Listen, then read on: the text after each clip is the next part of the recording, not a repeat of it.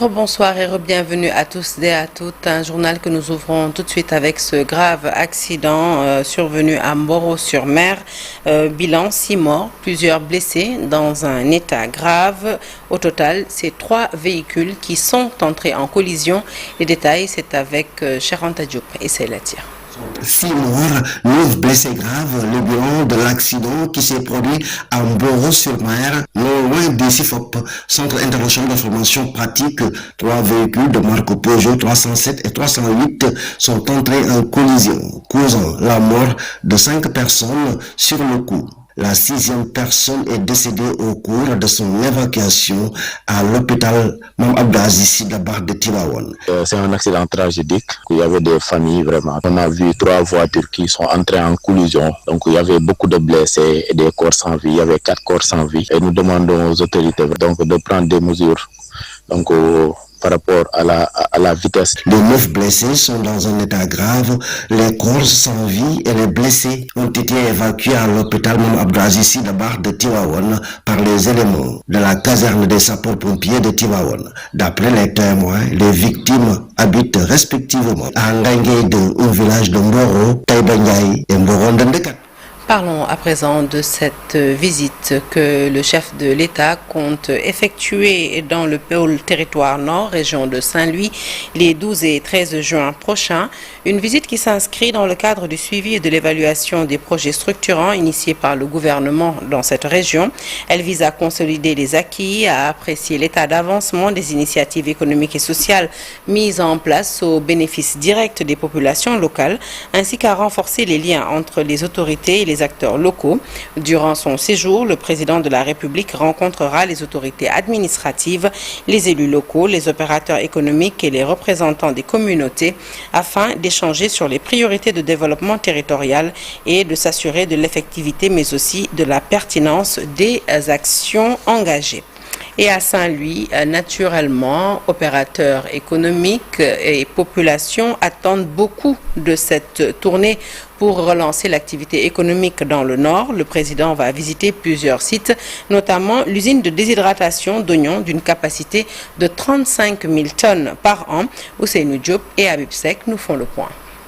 Le président de la République, Bassirou Diomaye Faye, est attendu dans la région Nord ce jeudi. Il va visiter plusieurs sites dans la région de Saint-Louis. Pour les opérateurs économiques de la région, cette visite est une aubaine pour la relance des activités économiques. Parce qu'il a pris le temps de se déplacer et de venir à Saint-Louis voir ce qui se passe économiquement. Et moi, je crois que c'est un point très important pour l'ensemble des investisseurs qui sont dans cette région. Quand le président, avec tous les échos qu'il a depuis qu'il est là, et qu'ils sentent le besoin, la nécessité de se déplacer pour venir voir de visu, ça c'est réconfortant. Le président sera dans le département de Podor avant de continuer sa visite à Richard Toll et à Ross-Béthio. Il va visiter cette usine de déshydratation d'oignons d'une capacité de 35 000 tonnes par an. Les oignons, les quantités d'oignons qu'on perd chaque année, faute de conservation, et une usine comme ça qui vient en secours pour absorber la quantité d'oignons perdus chaque année. Donc c'est vraiment une opportunité de présenter cette usine. Pour les responsables de cette usine, les pertes des producteurs d'oignons de la région de Saint-Louis peuvent être réglées définitivement avec l'accompagnement de l'État du Sénégal. Une capacité de 160 tonnes par jour. Donc on a la possibilité de faire une production de 35 000 tonnes d'oignons annuellement. Les producteurs de la région Nord attendent l'arrivée du président de la République, Bassirou Diomaye Diakhar Faye. Cette visite sera une manière de relancer l'activité économique dans la région de Saint-Louis. Affaire Samuel Sarr, alors que le juge d'instruction du 2e cabinet a décidé de renvoyer l'homme d'affaires devant le tribunal correctionnel pour abus de biens sociaux dans un présumé détournement de 8 milliards de francs CFA. Ses avocats ont saisi la chambre d'accusation de la Cour d'appel de Dakar pour contester cette ordonnance de renvoi rendue le 2 juin dernier. La défense s'oppose à cette décision qui clôture l'instruction et renvoie les parties devant une juridiction de jugement des conseils qui ont requis l'annulation de l'ordonnance. Le récit est signé Ibrahim Makan. Les conseils de Samuel Sarr ont fini de saisir la chambre d'accusation d'une requête aux fins d'annulation de l'ordonnance de renvoi en police correctionnelle rendue par le juge d'instruction en date du 2 juin 2025. Dans un communiqué, les avocats de Samuel Sarr rappellent que leur client a été placé sous mandat de dépôt sur le seul fondement du rapport contesté établi par le cabinet Mazars. Toutefois, disent-ils, au cours de l'information judiciaire, le juge d'instruction a ordonné une expertise judiciaire indépendante confiée à un cabinet désigné d'office. Le rapport définitif déposé le 20 janvier 2025 conclut de manière claire et sans ambiguïté à l'absence de toute perte d'actifs ou de manque à gagner au préjudice de la société West Africa Energy. Malgré cette pièce capitale à décharge qui disculpe formellement Samuel Sarr de toute responsabilité pénale dans les faits reprochés, le mandat de dépôt, lui, est resté injustement maintenu alors que l'information semble à ce jour close, révèlent ses avocats. Par ailleurs, la centrale électrique concernée est opérationnelle depuis le 5 mai 2025, injectant 127 MW dans le réseau de la Sénélec, preuve tangible que le projet n'a subi aucun préjudice économique ou structurel. Selon la défense de Samuel Sarr, en dépit de ces éléments déterminants, le juge d'instruction a, dans une précipitation injustifiée, rendu une ordonnance de renvoi en police correctionnelle en violation manifeste des règles de procédure, notamment du délai légal de 6 mois imparti pour l'instruction de tels dossiers, délai largement dépassé.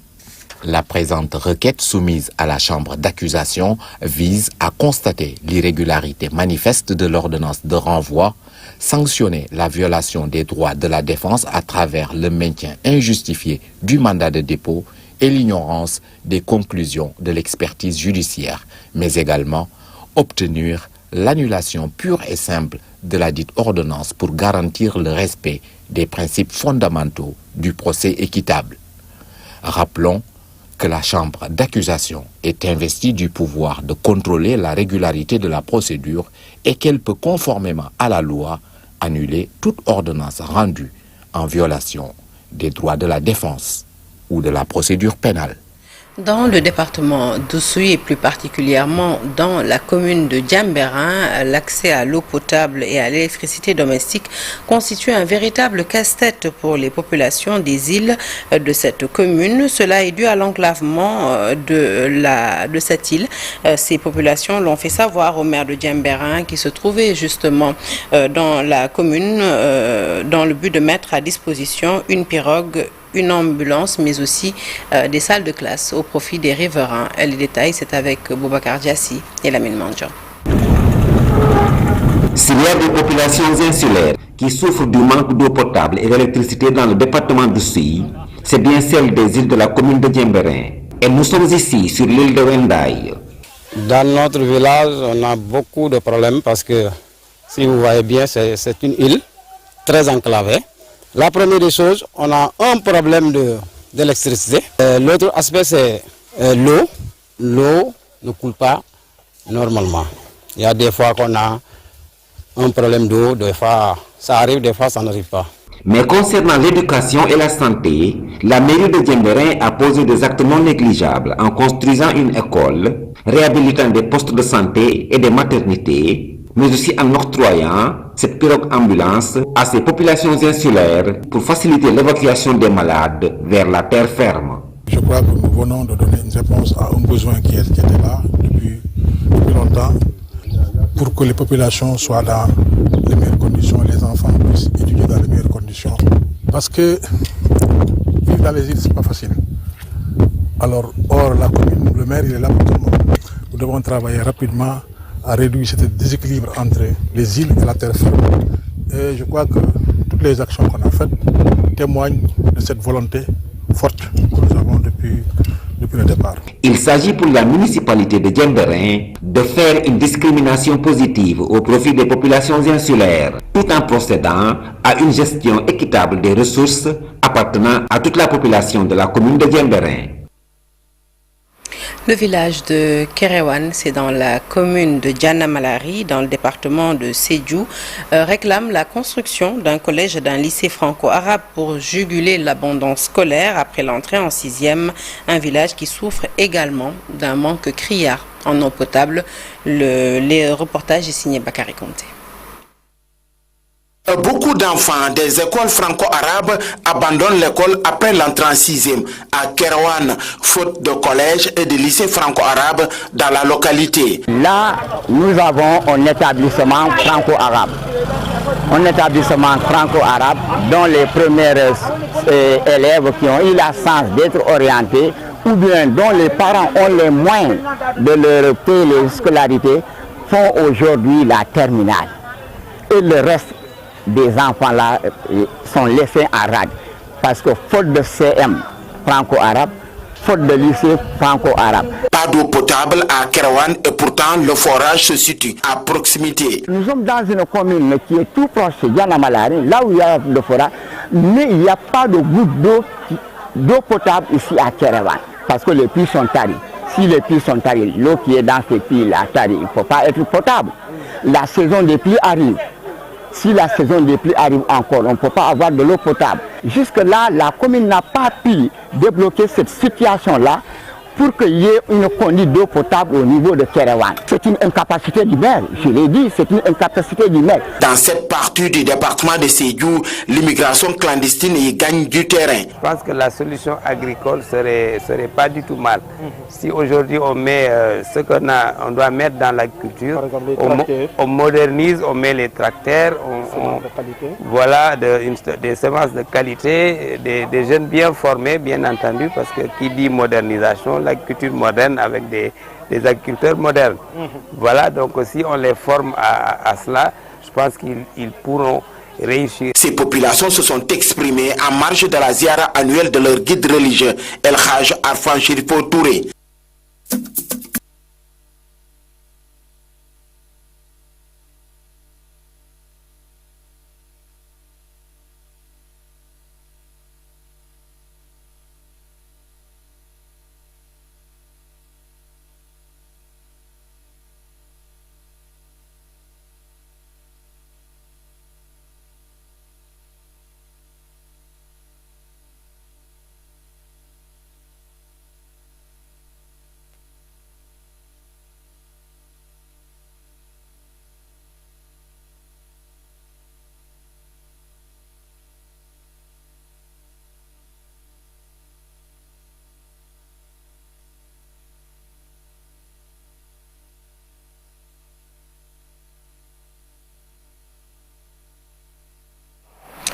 Nous vous présentons nos excuses à l'issue de ce petit incident technique survenu en plein direct. Retour à présent sur cette actualité qui a secoué le paysage régional africain, la sortie officielle du Rwanda et de la communauté économique des États de l'Afrique centrale, la CEAC, une décision qui soulève de nombreuses questions tant sur le plan diplomatique que stratégique. Que signifie ce retrait? Quelles en sont les conséquences pour le Rwanda, mais aussi et surtout pour la sous-région? Réponse dans cette analyse signée Daniel Diouf. D'abord, pourquoi le Rwanda quitte-t-il la communauté économique des États de l'Afrique centrale? Officiellement, Kigali dénonce une instrumentalisation de l'organisation par la République démocratique du Congo, avec le soutien de certains États membres comme le Burundi. Dans un communiqué, le gouvernement rwandais affirme que son droit à la présidence tournante de la CEAC, pourtant stipulé par l'article 6 du traité, a été ignoré lors du 26e sommet ordinaire à Malabo en Guinée équatoriale, où la RDC aurait imposé sa volonté. Cette tension remonte à 2023, lorsque Kigali avait déjà été exclu du sommet de Kinshasa et avait tenté sans succès d'alerter l'Union africaine. Kigali évoque par ailleurs une incompatibilité géopolitique, soulignant que le Rwanda est plus tourné vers l'Afrique de l'Est. D'ailleurs, le pays est aussi membre actif de la communauté de l'Afrique de l'Est, du marché commun de l'Afrique orientale et australe, le COMESA, et de l'Union africaine. Mais en coulisses, d'autres lectures circulent. Le Rwanda aurait mal vécu certaines tensions nées au sein de la CEAC, notamment autour de sa politique sécuritaire proactive en Afrique centrale. Kigali a déployé des troupes en Centrafrique, au Mozambique ou encore face aux tensions à l'est de la République démocratique du Congo. Des actions musclées, parfois mal perçues par ses voisins. Le Rwanda choisit donc l'action directe, ciblée, plutôt que les longues concertations régionales. La démarche suscite une autre interrogation, celle de se demander s'il est possible de gérer les crises africaines sans passer par les institutions régionales. Autre question clé, le départ du Rwanda de la communauté économique des États d'Afrique centrale affaiblit-il l'organisation? Sans doute. Avec son retrait définitif, la crédibilité et la cohésion de l'organisation sont mises à l'épreuve. La CEAC, créée pour favoriser l'intégration économique et politique dans la région, peine déjà à fédérer ses membres autour de projets communs. Ce retrait pourrait donc fragiliser davantage une institution souvent critiquée pour son inefficacité et sa lenteur décisionnelle. Sur le plan sécuritaire, le Rwanda est devenu ces dernières années un acteur majeur en Afrique. Ses troupes sont sollicitées au Mozambique, en Centrafrique et plus largement dans les zones à haut risque. Son retrait de la communauté économique des États d'Afrique centrale signifie-t-il alors un désengagement? Pas nécessairement. Kigali choisit peut-être une action bilatérale ou multilatérale ciblée plutôt qu'une implication institutionnelle régionale. Mais cela crée un précédent, celui de coopérer sur la sécurité sans cadre régional structuré. Derrière cette sortie, une autre lecture possible. Le Rwanda, souvent en désaccord avec certaines positions régionales, veut affirmer une souveraineté diplomatique totale. On pourrait y voir une volonté d'accélérer l'intégration, quitte à bousculer les équilibres actuels. En sortant de la CEAC, le Rwanda ne tourne pas seulement une page institutionnelle, il redéfinit sa place en Afrique. Ce retrait est à la fois un signal politique, un choix stratégique et une mise en question du modèle d'intégration régionale hérité des années 80. Daniel Diouf, merci. L'actualité sportive à présent, après la belle victoire enregistrée par les hommes de Pape Thiaw. L'ex-international partage son analyse sans détour entre satisfaction, vigilance et projection sur les échéances à venir. Il livre une lecture lucide de la dynamique actuelle. Alassane Nour, que je vous propose d'écouter tout de suite au micro de Mamadou Ndiaye. Tous les critères de performance étaient au rendez-vous sur ce match-là. Vraiment, on a vu une équipe époustouflante, une équipe dynamique, une équipe conquérante contre quand même la 4e équipe mondiale qui est l'Angleterre. Une équipe qui n'a jamais perdu contre une équipe africaine. Aujourd'hui, les Lions l'ont fait et vraiment, il y avait une belle dynamique, une belle énergie sur le terrain. J'ai bien aimé, je veux dire, l'ensemble de l'équipe. La défense a été au rendez-vous. Kalidou a été très costaud avec Nératé. Sur les côtés, on a moins vu Crépin Diata. Bon, il n'était peut-être pas sur son bon jour, mais on a vu sur le côté gauche le jeune Diouf qui a été vraiment très bon sur le plan défensif et plus sur le plan offensif. Il a livré de très bons ballons, on a vu une très très belle qualité de centre, parce qu'aujourd'hui les arrêts latéraux c'est des postes clés dans une équipe. Vraiment c'était quelque chose qui manquait depuis le départ de Salou 6 lors de la CAN 2022. On n'avait pas encore vu un flanc gauche aussi aligné. Et donc vraiment félicitations à ce duel Diouf qui a fait un très bon match. J'ai donné aussi la paire